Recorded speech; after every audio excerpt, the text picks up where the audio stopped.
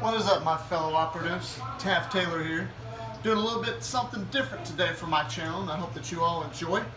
I'm a little bit hungry, so all of us fellow operatives got to eat, right? Well, today I got 2 8-ounce New York strip steaks. Got me the New York strips from a local meat market, and I just want to show you how I make my New York strip and how I like to prepare it. So I like to first thing I like to do is I like to heat up my pan. I got me a medium pan, nice little tea-small pan, and I like to put it on my a little about medium to high heat, a little bit around the 7 mark. So while that's heating up, the first thing I'm going to do is I'm going to go ahead and I'm going to season my meat. It's really important to keep your meat out at least 20 minutes before. When you take it out of the refrigerator, take it out about 20 minutes before you cook it, because it helps prepare that meat better so it doesn't burn. Because if you got a really stone cold center, it's not gonna cook very well. Especially depends on how you like your meat. If you like it medium or rare, medium well, or well done, however you like it. So the first thing I'm gonna do is I'm gonna go ahead and I'm gonna put salt. You can use any type of salt you want. I use sea salt for almost everything. Get your pepper. And this is getting real hot. You want to get them flakes in there, give it a little bit of heat. Another thing I like to do, I like to add my own steak and chop seasoning that I get. This is just a little extra flavor. Everybody does it a little bit differently. So I'll put that right there. Season it however you like. Now, mop up. You want to go ahead and take on your little cutting board, mop up all that additional seasoning. Drain it a little bit like that. Mop it up. Always have your sink ready too. Wash your hands after every time you touch that raw meat, because you don't want to spread germs everywhere.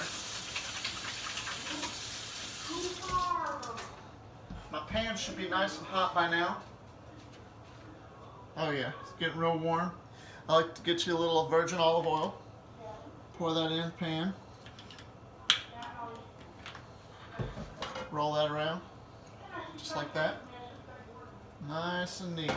Now when you get your steaks, always lay your steaks away from you when you put them in this pan. And you should hear that?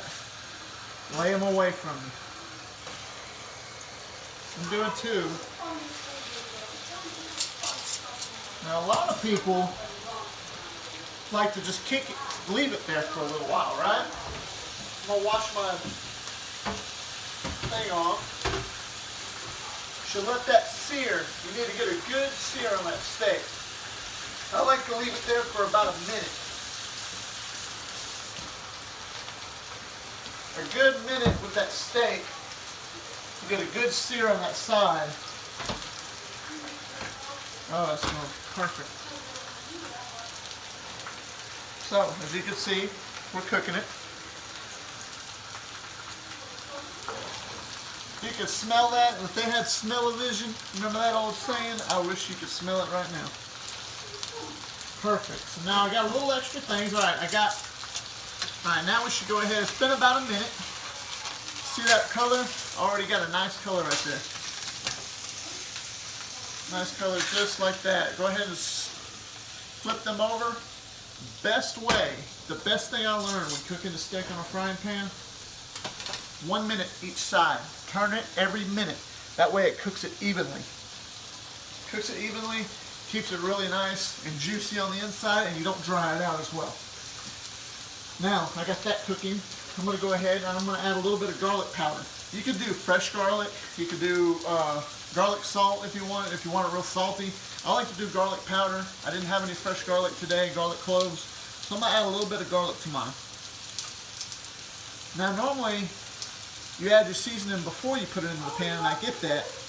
I like to add the garlic after it's been seared on that side.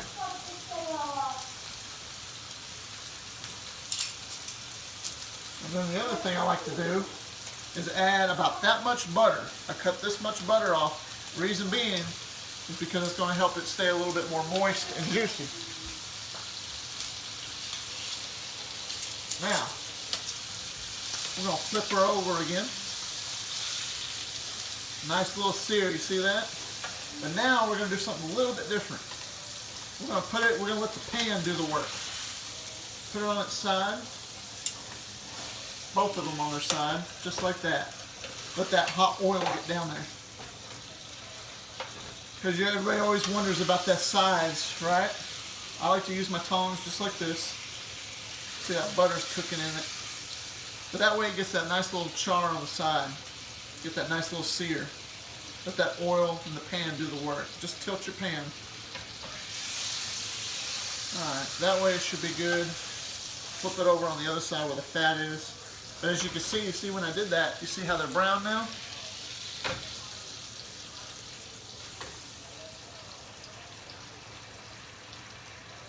Alright. Go ahead and flip these back over. Now, just like I said, every minute flip them over. I'm going to add the remainder of this powder that I got on top of this.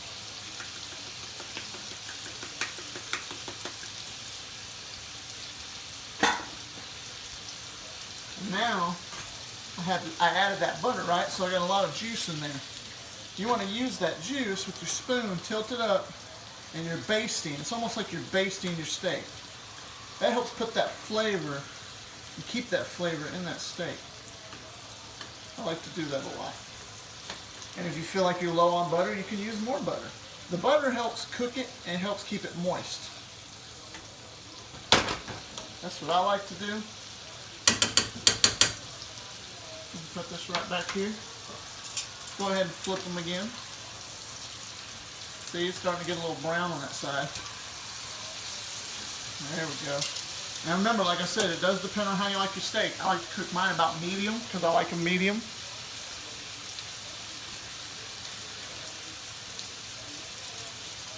Rare, medium rare is about right here.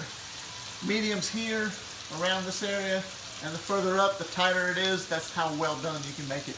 I like to make mine probably around that fatty little area. That's how I want my meat to feel when I'm pressing down on it. You know what I mean? So it is going to be a little pink in the center. I like that hot pink center. I don't like the warm pink. I don't mind medium rare. It's good. But it just depends on your likeness. If you want it more well done, cook it longer. Still cooking. Flip them again. Keeping them even. Around this point, I'm doing it every 30 seconds to a minute.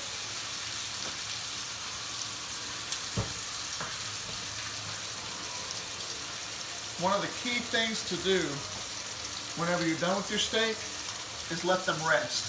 A lot of people make the mistake of taking them off and instantly just cutting right into it and start eating it. Eating it's good, there's nothing wrong with that, but if you let them rest at least 5 to 10 minutes, those juices that are inside help cook it still. It's still cooking, and that's what you want. Spoon. Get my juices. See what I'm doing here. That smells awesome.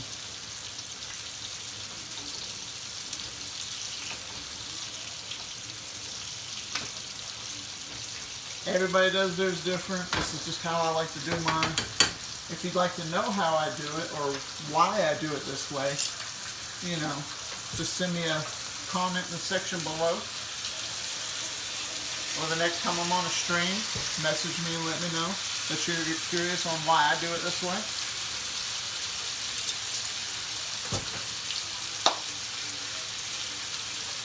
So we're about to where we want our steak. If you ever are not so sure, you can always make a cut, at least one cut. I'm going to make one cut on both of these to see if it's right where I want it. And it is. Pink, nice and pink. Yep. I want it to be a hot pink center. And that's what I'm going to do. This one looks a little more done than that one.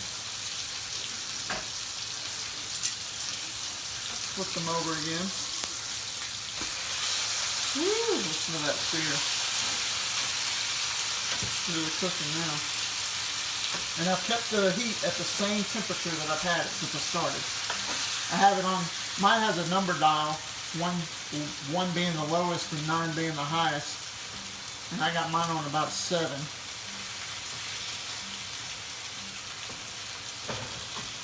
See that? It's getting those juices in there.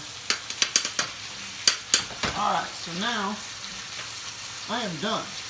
My steaks are done the way I want them. Take them out, just let them rest.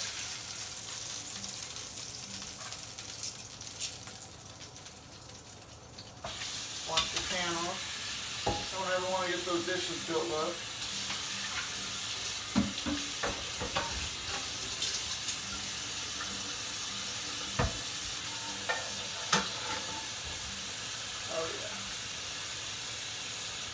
See, these steaks are now prepared. They are sitting here and they're still cooking. I know I said don't cut it if you want them to cook more, but I'm just showing you as an example, making one cut to show you how it looks. This is my medium New York strip. You see that pink, hot pink center? Nice and neat. Look how wet it looks. Looks real juicy. Delicious.